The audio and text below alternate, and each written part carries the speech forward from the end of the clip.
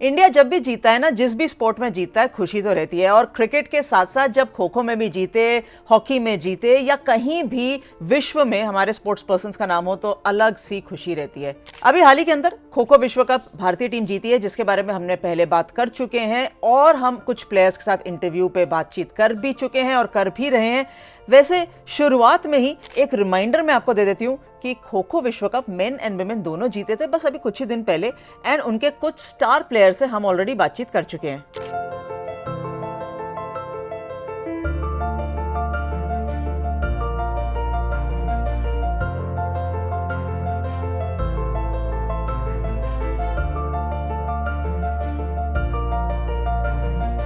ये आप ऑलरेडी देख सकते हैं डिफरेंट स्ट्रोक्स पर विमेन्स वीकली शो की शुरुआत तो अब होने वाली है। चलिए शुरू करते हैं।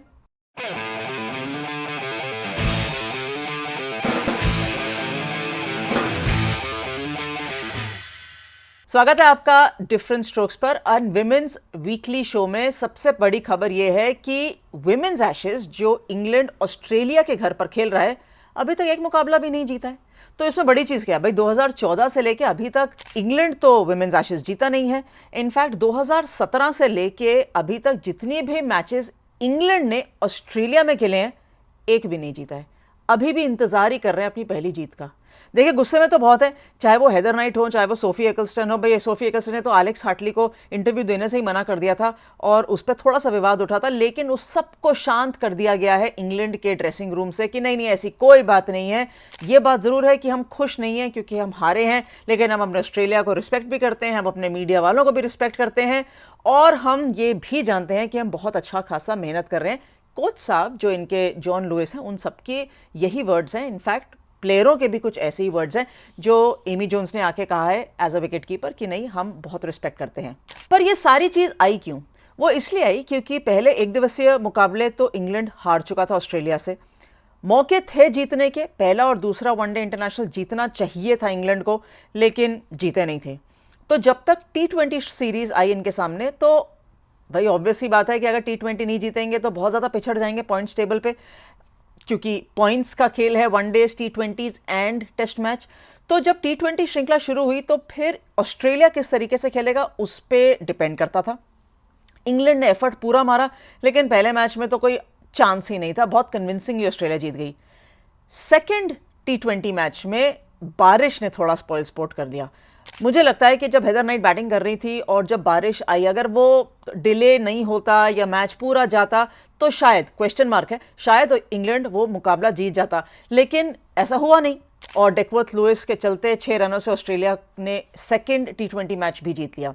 तो उसके बाद तो फ्रस्ट्रेशन आनी ही थी क्योंकि एशेज दोनों, चाहे वनडे हो और T20, दोनों गवा चुका था इंग्लैंड। तीसरे T20 तक आते हुए देखिए एनर्जी बहुत निकल जाती है टीम में से भी और प्लेयरों में से भी, और जितने रन बेथ मूनी ने बनाए वो भी नॉट आउट 94, उससे कम इंग्लैंड ने टारगेट अपना बनाया at the end of their batting display. 90 रनों पे इंग्लैंड आउट हो गई।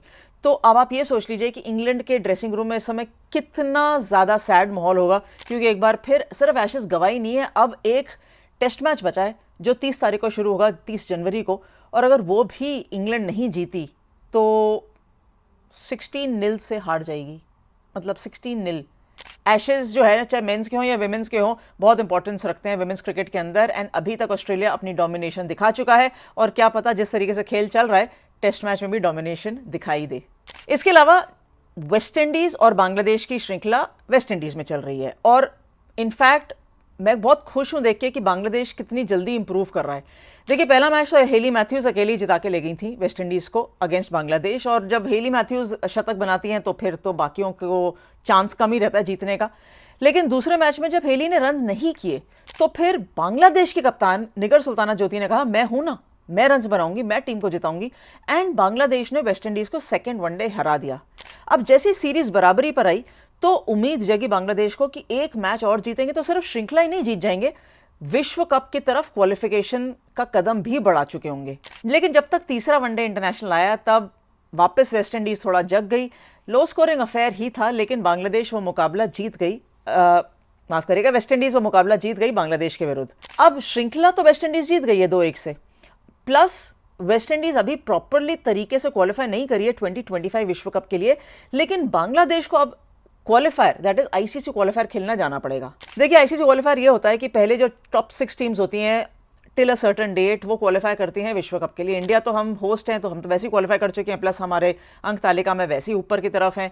तो न्यूजीलैंड क्वालिफाई कर गया, लेकिन अब Bangladesh, West Indies, Ireland, Scotland, Thailand, ये सारी टीमें खेलेंगी आईसीसी विश्व कप क्वालिफायर, क्योंकि 2025 के अंदर मोस्ट लाइकली विंटर्स में विश्व कप खेला जाएगा इंडिया के अंदर। तो श्रृंखला अच्छी थी, लेकिन बांग्लादेश को थोड़ा सा और एफर्ट करना था अपना नाम स्ट्रेट डायरेक्ट क्वालिफिकेशन में आने के लिए।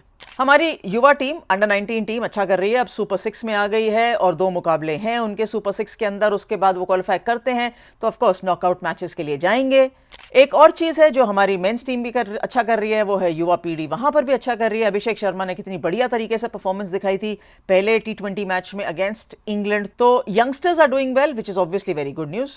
एक बड़ी खबर आई है कि सोफी डिवाइन ने थोड़ा सा टाइम ऑफ ले लिया है गेम ऑफ क्रिकेट से। अब इस समय जब वो ऑलरेडी खेल रही हैं, सुपर स्मैश भी चल रहा है, न्यूजीलैंड में डोमेस्टिक क्रिकेट खेल रही हैं, तो उनको लगता है कि ज़्यादा बर्नआउट हो गया है और थोड़ा सा टाइम ऑफ चाहिए उनको। नहीं खेलेंगी, चाहे वो डोमेस्टिक कंपटीशन हो, चाहे वो बहुत जल्दी आने वाला जो है WPL बैंगलोर के लिए, जो अपनी फ्रेंचाइज के लिए, हो सकता है ना खेलें, हो सकता है, अभी पक्की खबर नहीं है।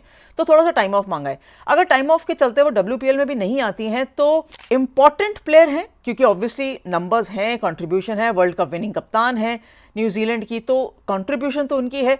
लेकिन क्या आरसीबी को ज़्यादा फर्क पड़ेगा? मे बी और मे बी नॉट, इस पर चर्चा ज़रूर करेंगे। आप ये बताइए कि फ़र्क पड़ेगा अगर सोफी डिवाइन 11 में नहीं होती हैं WPL की टीम में या नहीं, क्योंकि एक नया खिलाड़ी आ चुका है वहाँ पर, डैनी वाइट पहुँच चुकी हैं।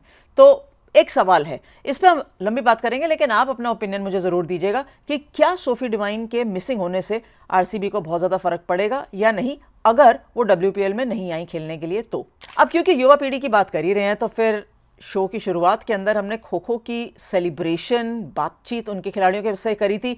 तो बातचीत तो मैंने बहुत खिलाड़ियों से कर ली है ऑलरेडी, और आने वाले कुछ हफ्तों में आपको नए वाले खिलाड़ियों से बातचीत करी, जो मैंने पहले करी थी वो फिर से भी दिखाएंगे और नई वाली भी दिखाएंगे। एंड ऑफ कोर्स जो उनके मुखिया हैं मिस्टर सुधांशु मित्तल, उनसे भी बात करी थी। एंड उनका क्या व्यू है रहेगा खो खो के लिए, विश्व कप से पहले, विश्व कप के बाद, वेरी इंटरेस्टिंग। तो वो सब आएगा बहुत जल्दी, डिफरेंट स्ट्रोक्स के एपिसोड्स आएंगे, तो उन पे नज़र रखिएगा। लेकिन सिंपल तरीका नज़र रखने का है, अगर आप चैनल को सब्सक्राइब कर लेंगे तो लाइक कमेंट शेयर तो आप कभी भी कर सकते हैं, और ओपिनियंस तो ज़रूर दीजिएगा। एंड अगर सब्सक्राइब करेंगे तो आपको तुरंत पता चल जाएगा what is coming new and what is already posted. Thanks very much for watching different strokes.